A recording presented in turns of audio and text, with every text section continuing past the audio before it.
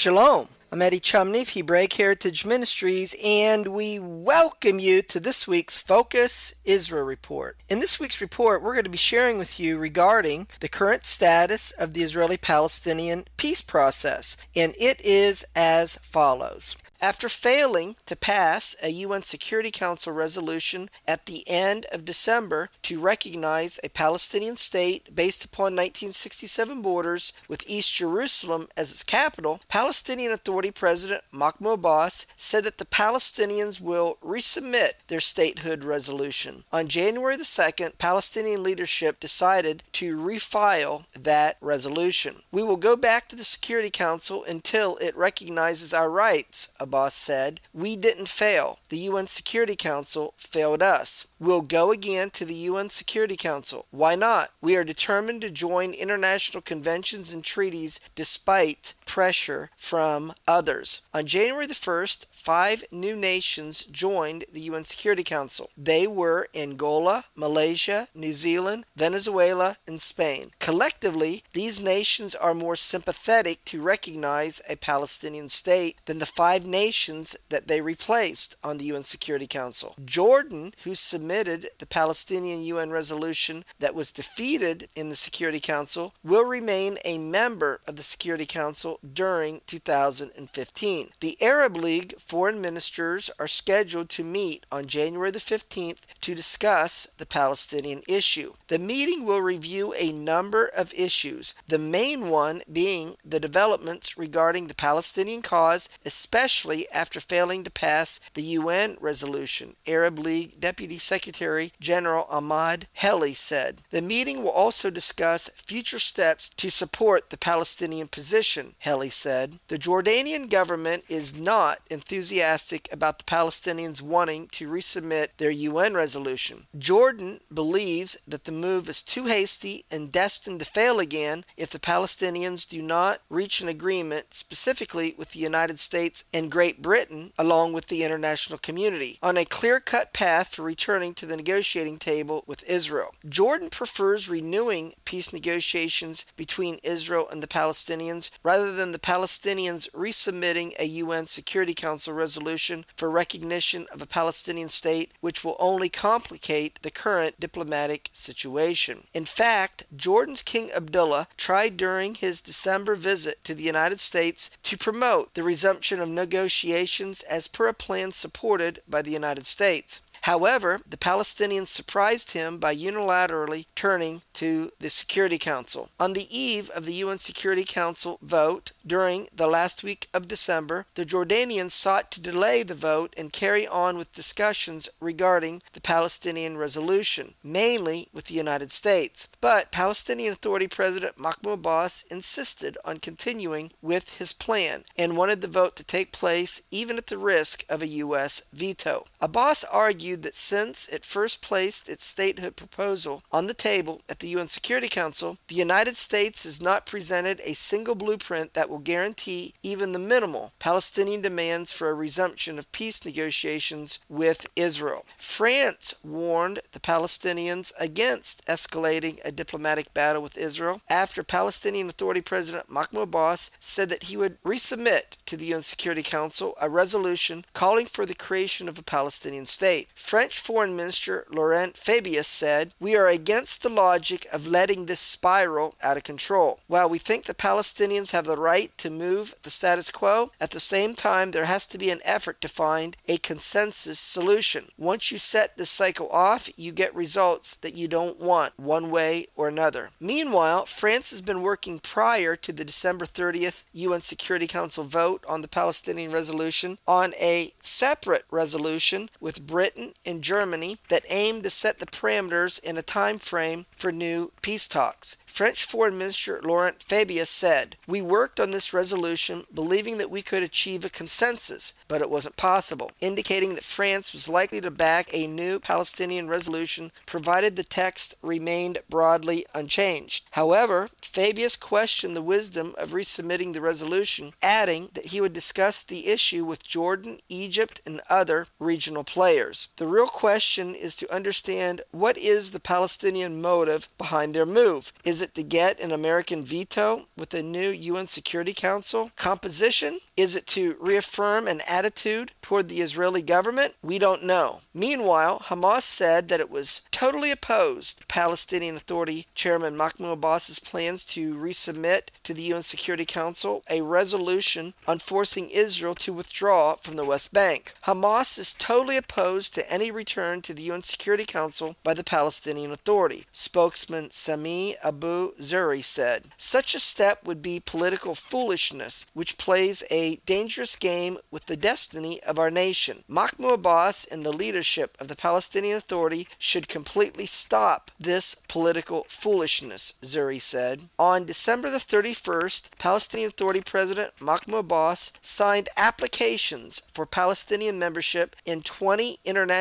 organizations and treaties, including the International Criminal Court. Abbas signed the applications at the beginning of an emergency meeting of PLO and Fatah leaders following the Palestinian UN Security Council resolution to recognize a Palestinian state not passing. The Palestinian leaders voted unanimously in favor of the decision to join international organizations and treaties. Chief Palestinian negotiator Saeb Erekat announced that the applications to join the international organizations and treaties would go into effect in 90 days. The signing ceremony was broadcast live on Palestinian television. UN Secretary General Ban Ki-moon said that Palestine will join the International Criminal Court on April the 1st. In a statement posted on the UN treaty website, the Secretary General said, "The statute will enter into force for the state of Palestine on April the 1st, 2015. The International Criminal Court Registrar addressed a letter to the government of Palestine accepting this declaration and transmitted it to the prosecutor for her consideration." The president of the Assembly of States Parties to the Rome Statute, Senegal's Justice Minister Sidiki Kaba, welcomed the deposit by the state of Palestine of the instruments of accession to the Rome Statute of the International Criminal Court, after being notified by Bonn that he had officially received the Palestinian application. He said he was acting as the depository for the documents of ratification. A statement said that the deposit of the instruments of accession by the state of Palestine, effected as of January the 2nd, had brought the number of state parties to the Rome Statute to 123. Kaba added, "Each ratification to the Rome Statute constitutes welcome progress toward its universality. I call on all members of the United Nations to join this permanent and independent system of international justice to fight against impunity and prevent the most serious crimes under international law, which is based on the principle complementarity with domestic jurisdictions." In response, the U.S. State Department spokeswoman Jen Psaki said, "Palestine is not a state and therefore does not qualify for membership in the International Criminal Court. The U.S. will oppose the Palestinian Authority's move to join the body and several others at the United Nations as being technically flawed." The Obama administration believes that the Palestinian Authority's International Criminal Court bid runs contrary to the pursuit of peace and is a major setback to the diplomatic process. American officials are also examining whether the move violates U.S. appropriations law for the continuation of Palestinian aid. The United States provides roughly $400 million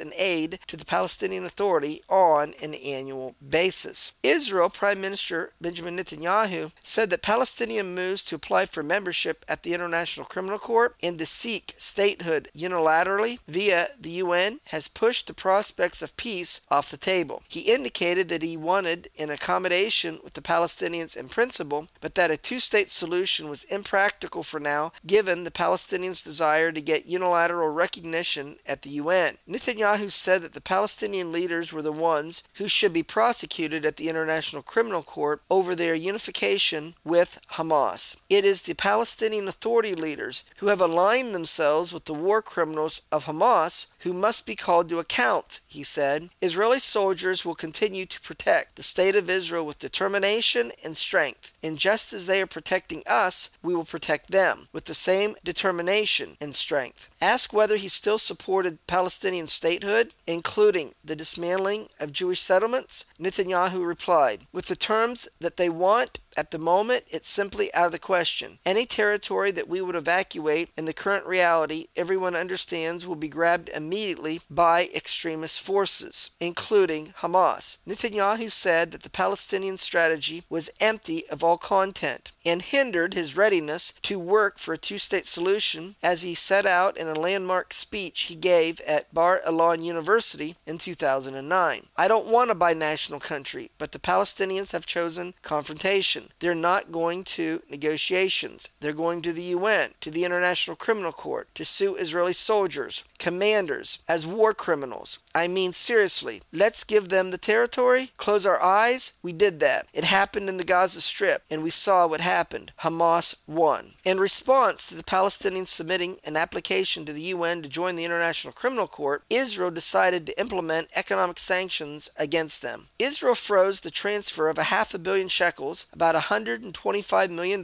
from tax funds collected on behalf of the Palestinian Authority by Israel and which are normally distributed every month to them. Israel is also looking at ways to prosecute senior Palestinians for war crimes in the United States and elsewhere. Israel would probably press these cases via non-governmental groups and pro-Israel legal organizations capable of filing lawsuits outside of Israel. An Israeli official said that the Palestinian leaders ought to fear legal steps after their decision to sign onto the Rome Statute. Hamas commits war crimes, as we saw recently when they shot at Israeli civilians from civilian population areas in the Gaza Strip, the official said. The United States said that it opposes a move by Israel to freeze the transfer of tax revenues to the Palestinian Authority in retaliation for its bid to join the International Criminal Court. U.S. State Department spokeswoman Jen Psaki said, "We're opposed to any actions that would raise tensions between Israel and the Palestinians. And obviously, this is one that raises tensions. What we are trying to avoid here is a back and forth tit for tat," Psaki said. The European Union also condemned Israel's decision to freeze the transfer of taxes collected for the Palestinian Authority as a penalty for joining the International Criminal Court. Without directly mentioning the unilateral Palestinian attempt to join the International Criminal Court, European Union Foreign Affairs head Federica Mogherini said that recent steps taken could aggravate the already tense situation on the ground and bring them further away from a negotiated solution. She criticized Israel for not meeting obligations regarding the timely and transparent transfer of tax and custom revenues. The tax freeze runs counter to Israel's obligations agreed to in 1994 following the Oslo Accords, she said. Both sides should refrain from taking actions which could raise obstacles to the rapid return to the negotiations, she added. An effective Palestinian Authority committed to nonviolence and a peaceful resolution of the conflict is a key element for a two-state solution, Mogherini said. She further stated that the European Union was a major source of financial assistance for the Palestinian Authority. In response to the Israeli decision to freeze sending monthly tax money to the Palestinians, the Arab League has agreed to provide emergency funds to cover the VAT taxes frozen by Israel. VAT taxes are earned by the Palestinian Authority and collected by Israel. Timely transfers of the VAT taxes are essential to keeping economic and social stability in the West Bank. Well, that's going to conclude this week's report, where we shared with you the current status of the Israeli-Palestinian peace process. In Palestinian efforts to resubmit a UN Security Council resolution to be recognized as a Palestinian state, as well as filing paperwork to join the International Criminal Court. Until we do it again, Shalom in Yeshua the Messiah. Amen.